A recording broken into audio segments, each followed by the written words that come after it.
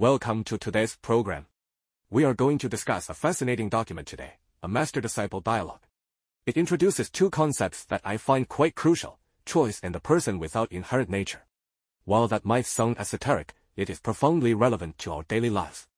This dialogue explains deep life principles using very relatable, almost story-like methods. Our goal today is to delve into what this document is trying to convey, particularly regarding how we make our daily choices and the concept of the person without inherent nature, the idea that our self is not a fixed entity. Our aim is to help you draw out some insightful perspectives. Let's begin. The unfixed self, the person without inherent nature. The document immediately introduces the term, the person without inherent nature. Is Xing here referring to quality or an inherent essence? The literal meaning is a bit obscure. Could you help us break this down? Certainly, the character Xing here does not mean personality or character. It refers to a true, unchanging, fixed essence or nature. To be without inherent nature means that our mind, our state of being, is not a fixed, rock-like entity. It is fluid and constantly changing. And why does it change? The document states clearly, because of choice. Choice, yes. It uses the vivid analogy of a train changing tracks. Every decision you make, regardless of its scale, means your life can switch to a completely different path.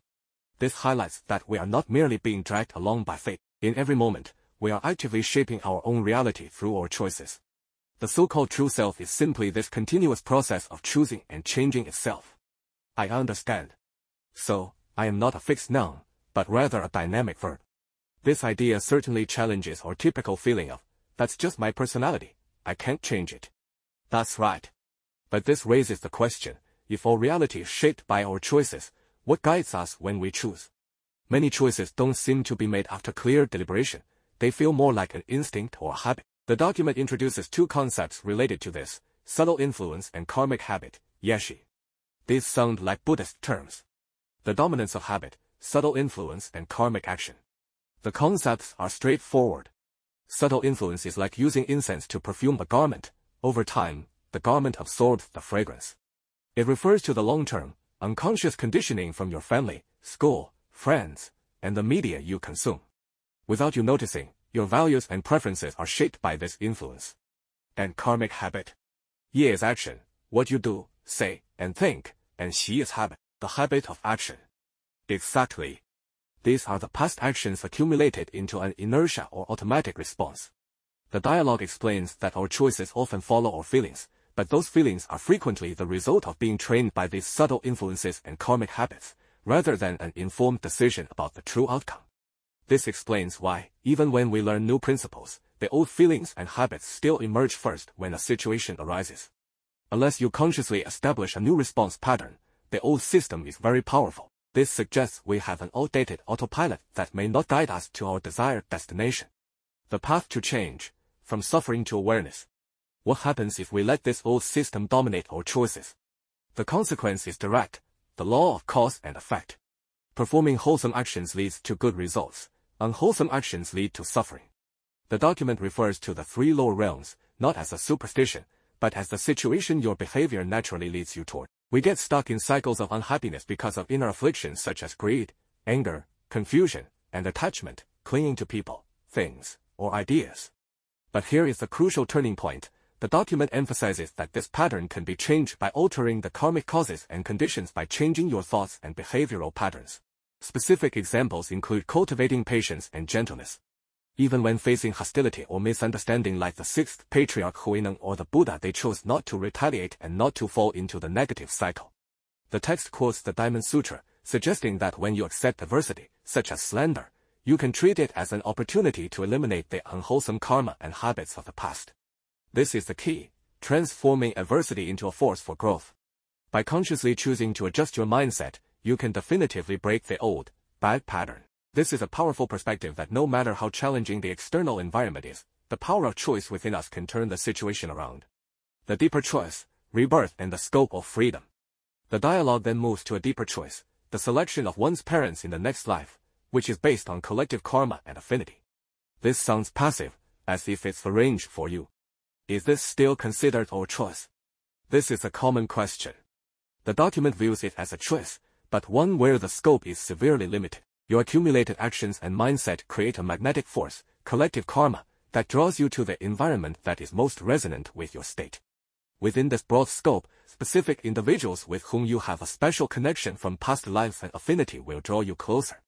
This is not a choice in a free market, but a movement led by a subtle connection within a framework set by your past actions. The critical factor is that even in this seemingly passive process, your current state of mind and your past accumulated habits are still active. The core is awakening. Can you maintain clarity and see the situation clearly, or are you led by old habits, afflictions, or external pressure? A choice based on awakening yields a vastly different result than one based on affliction. Building a new system for vast choices. Since old habits and influences are so dominant, how can we make smarter, more beneficial choices? The document uses the excellent metaphor of establishing a new system and replacing old, erroneous thoughts with correct, scientific principles, essentially upgrading your mental operating system. This is done through conscious training and new subtle influences. Just like learning a new skill, the new, wise way of thinking and behaving requires constant repetition and practice to become solidified. Crucially, you must maintain constant vigilance over your thoughts and actions. If you notice the old, unwholesome pattern emerging, you must be able to immediately recognize it and tell it to stop. You then consciously choose to enact the new, beneficial response.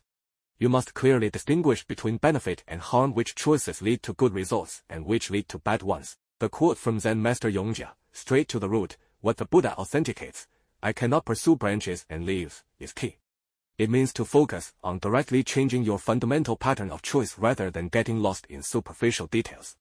The more focused and sustained this training is, the more stable the new system becomes, potentially leading to fundamental change in this life. This requires effort, but the immense reward is reclaiming the sovereignty over your life.